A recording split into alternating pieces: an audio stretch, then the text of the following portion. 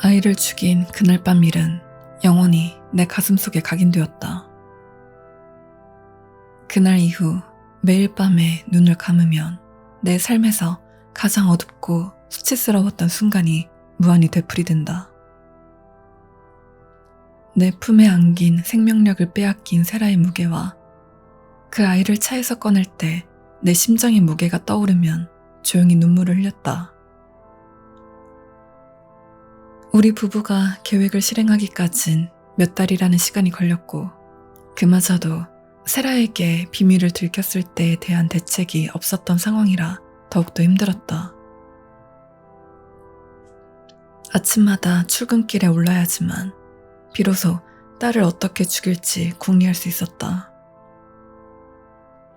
퇴근해서 집에 돌아오면 세라와 관련된 생각은 모두 지우고 그날 회사에서 있었던 일과 라디오에서 흘러나오는 노래에만 집중했다. 해나와 같이 계획을 세우리란 특히 더 어려웠던 것이 아내는 세라와 붙어있는 시간이 나보다 많은 데다가 애초에 세라로부터 비밀 지키는 것을 어려워했기 때문이다. 같이 외출하지 않는 이상 세라에 관한 이야기를 할 수 없었지만 우리가 없는 사이에 세라가 무슨 짓을 벌일지 몰라서 외출마저 한정적이었다. 그 무렵부터 해나가 노래하기 시작했다. 설거지나 빨래를 길 때 가끔 흥얼대긴 했으나 그때부턴 거의 매 순간 흥얼댔던 것 같다. 아내가 항상 같은 노래를 흥얼댔기에 점점 신경이 거슬릴 정도였다. 내가 당신을 좋아하는 이유, 모든 장미에는 가시가 있다. 아니면 야하게 속삭여줘를 무한정 반복했다. 아내가 얼마나 반복했는지 어느 순간부터 나까지 샤워하거나 운전할 때 흥얼거리는 지경에 이르렀다. 하루는 오전 출근길에 내 머릿속을 장악해버린 카우보이의 아주 슬픈 노래를 흥얼거리던 중 묘안이 떠올랐다. 독극물. 해나가 세라에게 생각을 읽히지 않았던 것은 노래 덕분이었다. 아내의 흥얼거림이 부쩍 늘었을 때부터 그런 연유이겠거니 짐작은 했지만 해나가 흥얼거리던 그 세 곡 모두 평소엔 아내가 듣지 않는 밴드 포이즌의 곡이라는 걸 방금 깨달은 것이었다. 그날 밤 퇴근한 난 집에 도착해서 내 짐작이 옳은지 시험해보기 위해 어머니가 자주 듣던 루 롤린스의 우리는 서로의 마음을 알아요를 불러보았다.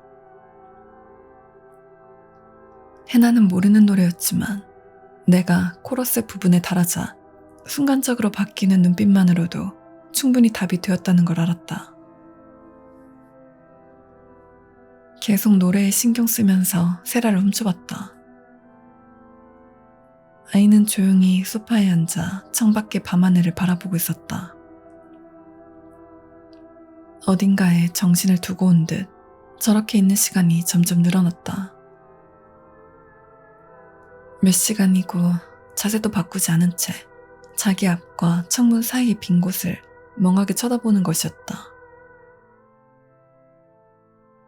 세라가 주변 환경을 얼마나 인지하는지 궁금했지만 감히 그 아이의 의식에 도전하고 싶은 생각은 없었다. 우리 부부는 그렇게 계획을 짜나갔다. 그날은 초봄의 어느 날이었다. 드디어 해가 길어질 무렵이었으나 그날만큼은 세상에서 해가 제일 긴 하루였다. 난 출근, 세라는 등교, 해나는 집안일을 하며 하루를 시작했다. 점심엔 사무실 근처 식당에서 해나를 만났다. 나는 토마토 수프와 BLT 샌드위치를, 해나는 참치 치즈 샌드위치를 주문했다. 장볼 목록과 곧 있을 세라의 수학 시험에 관한 이야기를 하면서 혹시나 나중에라도 우리와 우리 대화를 기억할 얼마 안 되는 식당 내 이방인들을 위한 연막을 쳤다. 그런 이유로 그 식당을 고른 것이기도 했다. 다른 이유로는 그 식당 천장에 달린 보안 카메라가 고장났다는 걸 알아서 해나가 숨겨온 봉투를 내게 은밀하게 내미는 장면도 지키지 않을 걸 알았기 때문이다. 아내가 가져온 봉투엔 강력한 진정제인 미다졸람 가루가 들어있었다. 알고 보니 내가 밥을 만나는 동안 해나가 방문했던 태미, 하웰 친구 중에 양심의 가책이 전혀 없어 여기저기 약을 팔고 다니는 간호사가 있어서 그 사람에게 약을 구한 것이었다. 전화 한 통을 끝으로 2주 후에 약이 손에 들어왔다. 나는 더 강한 걸 원했지만 이것도 해나가 알약 10개를 부셔서 담은 거라는 걸 듣고 충분하겠다 싶었다. 보통 약을 쓸 때 한 번에 열알을 쓰는 정도는 없으니까. 그래, 그만한 용량이면 어떤 진정제라도 문제없이 효과를 낼 것이다. 몇 시간 후 차고에 주차했다. 보조석엔 기름기 가득한 2개의 종이봉투와 3개의 밀크쉐이크가 든 캐리어가 있었다. 평소라면 종이봉투 하나는 활짝 열려서 안에 든 감자튀김이 반 이상 사라졌겠지만 그날은 차 안에서 손도 대지 않았다. 점심은 그나마 조금 먹었던 음식도 몇 시간 후에 다 개원해버린 참이라 뭘 먹는다는 행위를 생각하는 것만으로도 속이 뒤집어졌다. 다른 봉투엔 내용물이 적힌 호일 포장지에 잘 싸진 햄버거 3이 들어있었다. 나는 베이컨 할라피뇨 버거, 해나는 치킨 샌드위치, 그리고 세라는 자기가 제일 좋아하는 베이컨 치즈버거에 피클 추가. 포장지에 붙은 스티커 때문에 애를 좀 먹었다. 하지만 인내심으로 스티커를 천천히 벗겨낸 다음 세라 몫에 번을 들어 그 안에 봉투에 있던 내용물의 절반을 뿌렸다. 나머지 반은 세라가 마실 초콜릿 밀크쉐이크로 들어갔다. 물론 차고에 있던 내가 그런 생각을 감히 할 순 없었다. 오늘 하루가 어땠는지, 몸이 안 좋을 낌새가 있는지, 아니면 그냥 위산이 역류해서 아픈지 등을 생각했다. 그리고 현관으로 향하면서 얼굴에 미소를 띄었다. 현관에서 나를 맞이한 해나가 볼에 입을 맞추더니 음식을 포장해줘서 고맙다고 전했다. 해나가 포장 음식을 식탁에 푸는 동안 나는 세라의 침실로 향했다. 그리고 평소처럼 방문을 3번 두드렸다. 아가, 저녁 먹어라. 내가 말했다. 하지만 세라는 답이 없었다. 예상한 반응이었다. 세라가 식사를 하는 건 이제 극히 드문 일이 되어버렸으니까. 지난 몇 주간 세라를 본 건 등하교 때 세라가 방에서 현관으로, 현관에서 방으로 직진하는 그 짧은 시간이 전부였다. 그 외 시간은 전부 방에서만 보냈다. 아마 책을 읽었겠지. 하지만 세라의 대답을 듣지 못하고 평소처럼 음식만 복도에 놓은 채 돌아서는 내 뒤로 슬며시 열리는 방문은 예상하지 못했다. 좀처럼 켜지지 않는 세라 침실의 불탓에 세라의 실루엣이 어둠 속에서 보였다. 세라는 마르고 창백했으며 머리카락은 떡져서 뭉쳐 있었다. 거의 산송장이나 다름없는 모습에 차라리 우리의 계획대로 가는 게 낫겠다는 생각마저 들었다. 세라의 몸에 든 것은 세라가 아니었다. 저건 양의 탈을 쓴 늑대다. 우리 딸 같이 먹어줄 생각이라니 너무 좋네. 네가 제일 좋아하는 버거에 초콜릿 쉐이크까지 사왔단다. 사실 초콜릿 쉐이크를 좋아하는지 모르겠지만 아빠가 이번 주 내내 힘들었거든. 세라는 아무 말 없이 날 응시했다. 그날 우리는 삶에서 가장 가슴 저미는 침묵 속에서 식사했다. 세라는 단 한 번도 우리를 보지 않은 채 접시에 코를 박다시피 하고 음식만 먹었다. 세라가 뭘 먹는 모습을 마지막으로 본 게 언제인지 모르겠지만 그날 그 모습은 소름이 끼쳤다. 마치 짐승처럼 음식을 먹는 그 모습이. 순간적으로 생각이 흘러나가자마자 세라가 갑자기 고개를 치켜들었다. 기름기와 온갖 양념이 그 애의 얼굴과 손에 범벅되었고 세라는 총알처럼 매서운 눈동자에 증오를 담아 나를 노려보았다.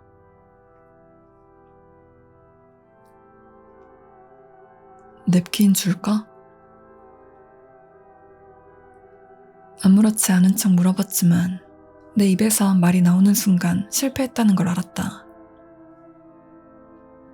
나는 흉측한 짐승의 얼굴을 뚫어져라 보고 있었으니까.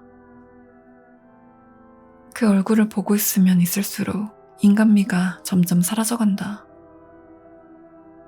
아이의 동공이 홍채를 완전히 덮어버려 흰자에 검은 점만 있는 형상이었다. 세라의 턱은 부자연스럽게 튀어나왔는데 아이가 나를 보며 웃는 걸 보고 나서야 왜 그런지 알게 되었다. 몇 달간 이를 가른 탓에 윗니 아랫니가 모두 납작하게 갈린 것이다. 치아 형태만으로도 소름 끼쳤는데 세라가 웃을 때 입이 움직이면서 볼 근육이 움직이고 턱이 꽉 물리자 목과 이마를 지나가는 혈관들이 지렁이처럼 툭툭 붉어져 나와 당장이라도 도망치고 싶은 마음이 들게 했다. 세라에게 냅킨을 주면서 입가를 톡톡 두드려 거기를 닦으라고 알려준 뒤 다시 음식에 집중했다. 세라는 음식을 끝내자마자 방으로 돌아갔다. 해나와 나는 재빨리 시선을 교환하고 식탁을 정리했다. 미다졸람 약효가 나타나려면 30분 정도 걸린다고 했던 것 같은데 우리는 1시간까지 기다려보기로 했다. 1시간 후 묘한 차분함이 집을 감싸기 시작했다. 너무 생소한 느낌에 혹시 세라의 버거를 실수로 내가 먹은 것인가 하는 착각까지 들었으나 그건 불가능했다. 그 묘한 차분함은 사실 차분함이 아니라 우리 집을 짓누르던 위험이 조금씩 사라지는 느낌이었다. 수년을 불안과 우울함, 공포에 시달려왔기에 내 집에서 안전함을 느낀다는 게 어떤 느낌인지 잊고 있었다. 약이 제대로 든 모양이다. 1시간이 지나자마자 해나와 함께 세라의 방문을 두드렸다. 세라. 내가 불렀다. 대답이 없었다. 뭐 깨어있다 한들 원래 대답은 잘 안 하니까. 하지만 이번에는 안에서 사부작대거나 발소리 같은 게 전혀 없었다. 입을 꽉 다물고 희망과 공포가 공존하는 해나의 눈을 바라본 뒤 문을 열었다. 우리 딸이 힘없이 벽에 기대어 앉은 채 쓰러져 있었다. 불을 켤까 했지만 생각을 바꿨다. 최대한 덜 보는 게 약이다. 세라의 무릎에는 해나가 발견한 그 신발 상자가 열린 채 놓여 있었고 기절한 세라의 손은 오렌지색 고양이 꼬리가 있었다. 최근에 뜯은 것 같았다. 옆에 무릎을 대고 앉아서 다시 불러보았다. 세라, 아빠 목소리 들리니? 아빠야. 반응이 없었다. 심장 박동을 찾으려고 목을 만졌다. 안 느껴진다. 아이를 눕히고 입과 코에 이마를 대서 숨결을 느껴보려고 했다. 안 느껴진다. 해나가 태미에게서 빌린 청진기를 가져왔길래 그걸로 심장이 뛰는지 확인했다. 확실히 해야 했으니까. 일어나서 한숨을 쉬었다. 그리고 10년간 쌓인 눈물이 같이 흘렀다. 세라가 죽인 동물들, 세라가 망쳐버린 가족들. 하지만 무엇보다 내가 필요할 때 말하지 않았음에도 오일 필터 교체용 스패너를 갖다 주었던 그 소중한 딸을 향한 눈물이었다. 엄청난 재능을 가지고 태어났으나 세상이 그 아이를 배척하고 두려워하고 증오해버렸다. 세라의 잘못이 아니었으나 그 책임은 세라가 감당해야 하는 것이었다. 불공평해. 사실 공평했던 적이 있던가. 아주 오랫동안 흐느끼면서 살아있을 땐 감히 안아보지 못했던 딸의 축 늘어진 몸을 꼭 붙들었다. 해나도 내 목덜미에 기대어 울었다. 그 방에서 우리는 절망, 공포, 후회와 안도로 인한 눈물이 다 말라버릴 때까지 울었다. 그 눈물은 다시 차겠지만 그래도 몇 시간은 메말라 있으리라. 아직 해야 할 일이 남았으니까. 해나가 세라를 차로 옮겼다. 세라는 말도 안 되게 가벼웠다. 난 창고에서 가져온 쇠 지렛대로 창문틀을 작업했다. 창문을 살짝 들어 올리는 데 성공한 나는 쇠 지렛대에 묻은 창틀 페인트를 제거하고 다시 창고에 갖다 뒀다. 내 뒤로 창문 너머에서 나를 지켜보는 침울한 밥의 얼굴이 보였다. 창문을 확인하는 동안 그와 눈이 마주쳐서 그에게 고개를 아주 살짝 끄덕였다. 손바닥으로 얼굴을 훔치는 거로 보아 눈물을 닦는 것 같더니 이내 커튼 뒤로 사라져버렸다. 해나는 진작에 차에 타서 날 기다리고 있었다. 뒷좌석엔 힘없이 늘어진 세라의 시신이 안전벨트가 채워진 채 담요로 뒤덮여 있었다. 이 순간이야말로 우리가 오랜 시간 생각했고 이야기해왔던 것이다. 세라가 우리의 대화를 엿들을 걱정 없이 평범하게 대화하는 것.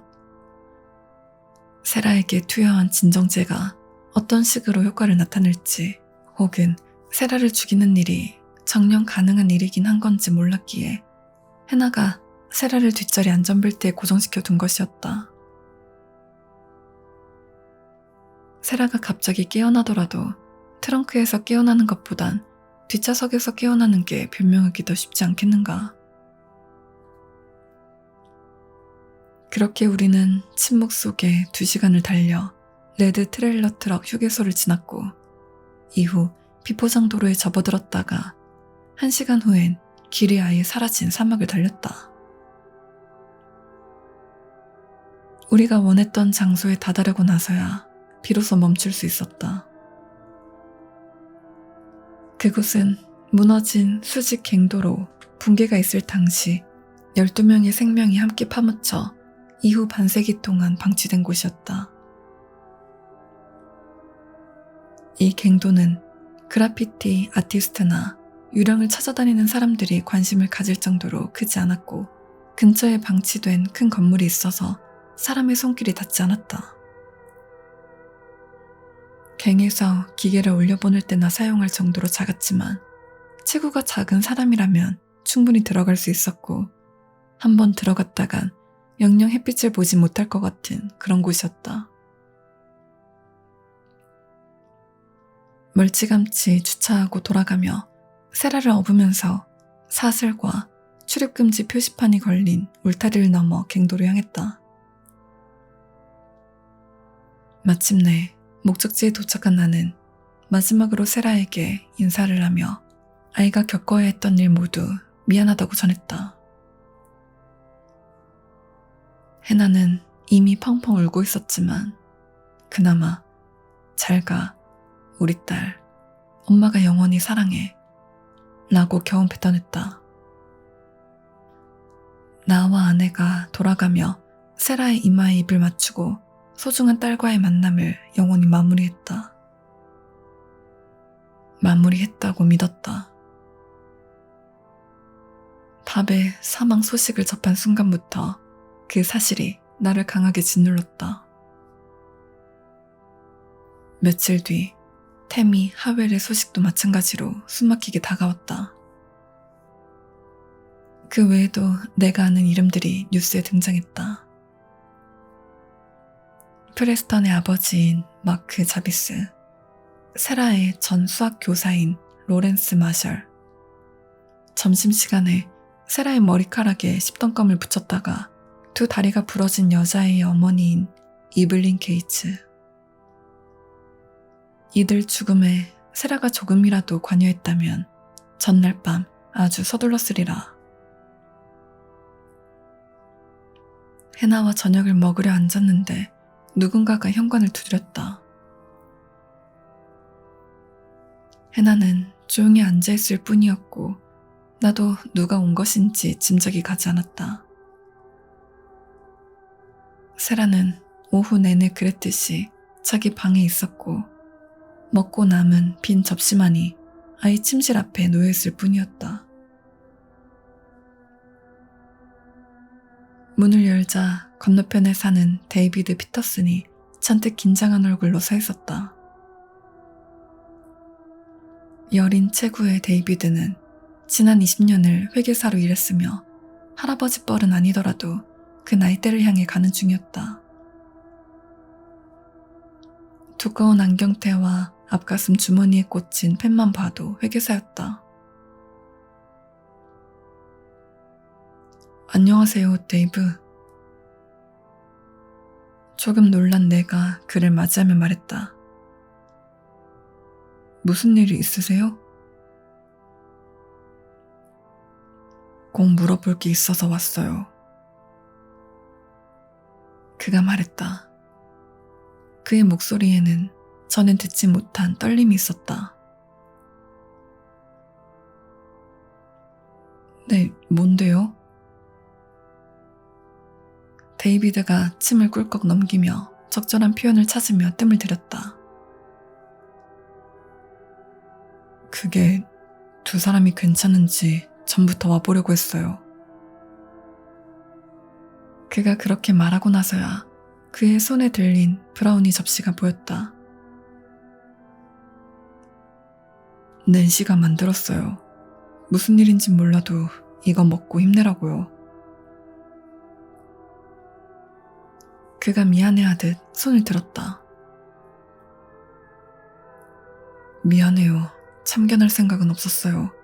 그저 두 사람이 평소와 조금 다른 것 같고 마주칠 때마다 힘든 사정이 있어 보였거든요. 몇 번이나 손을 흔들었는데 두 사람 다 생각에 잠겨서 보지 못하더군요. 그래도 괜찮아요. 인사 못 봤을 수도 있죠. 그냥 두 사람에게 힘이 되어주고 싶고 혹시 도움이 필요하면 언제든지 알려달라고 말하려고 왔어요.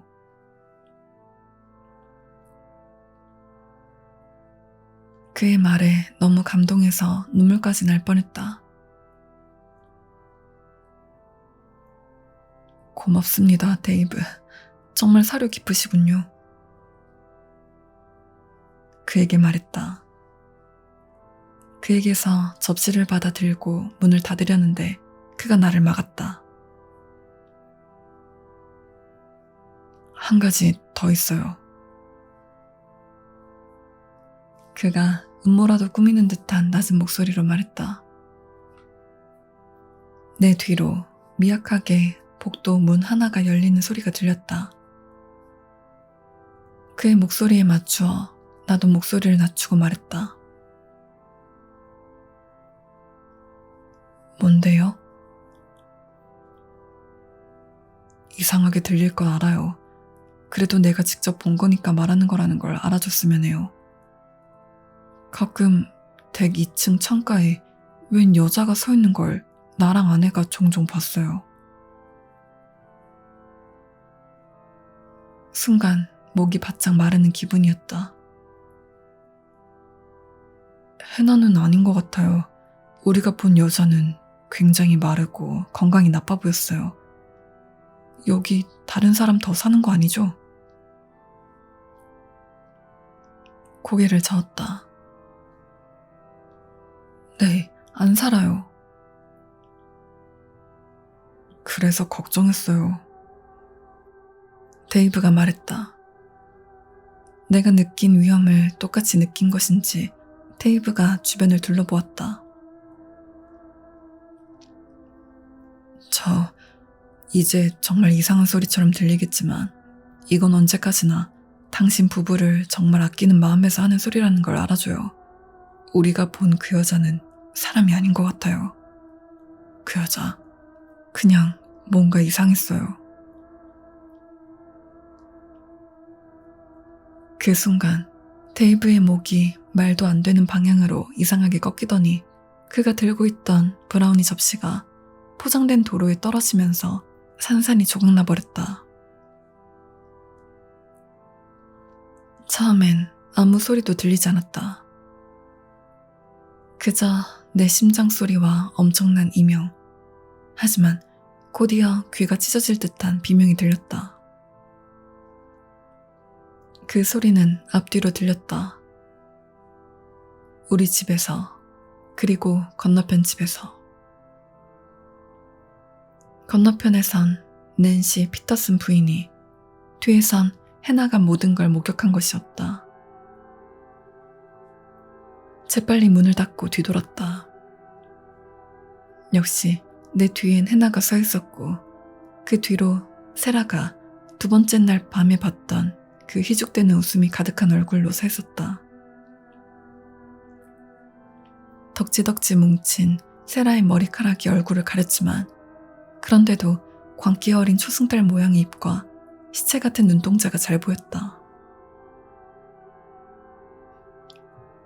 저 아저씨는 별 쓸데없는 생각을 하네요.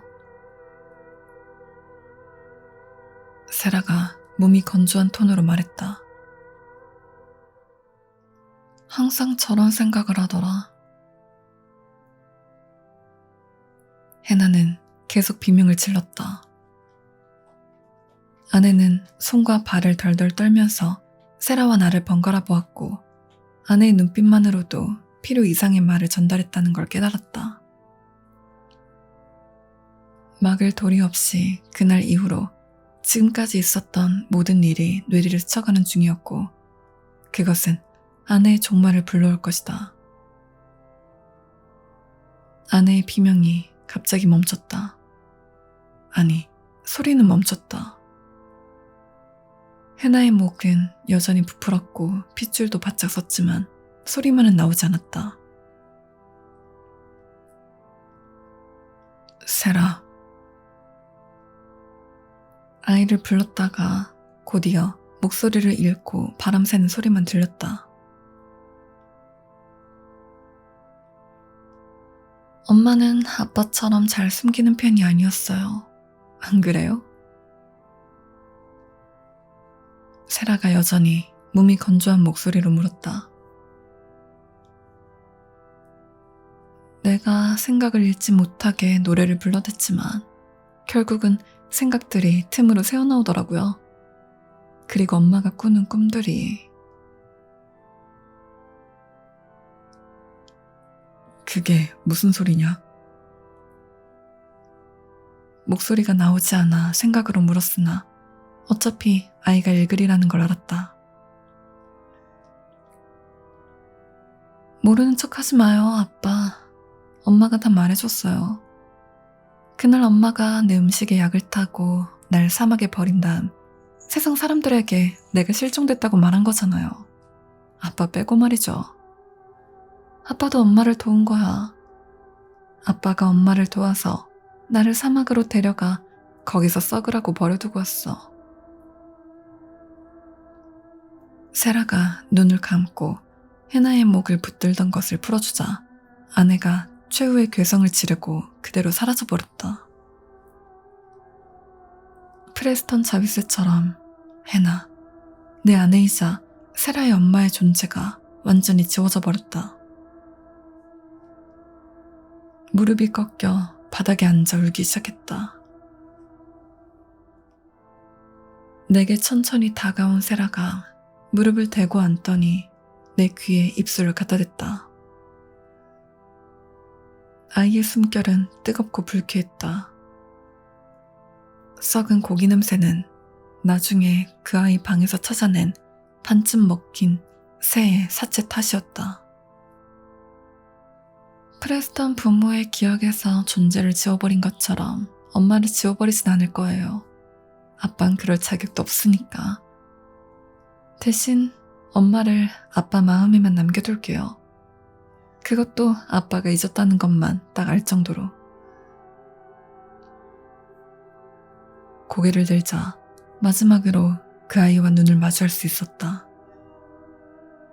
검고 층으로 가득한 동공. 그리고 세라는 사라졌고 나는 홀로 남았다.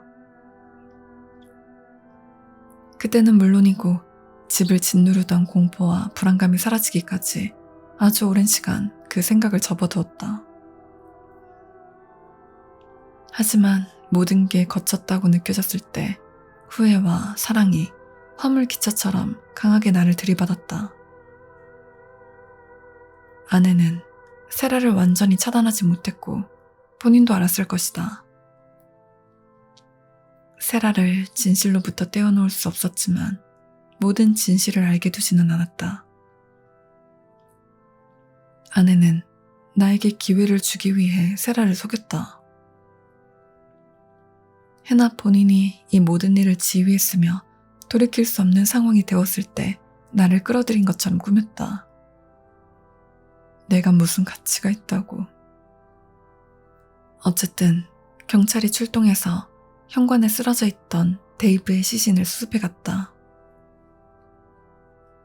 우리 집 앞을 조깅하던 사람이 발견하고 119에 신고한 것이다.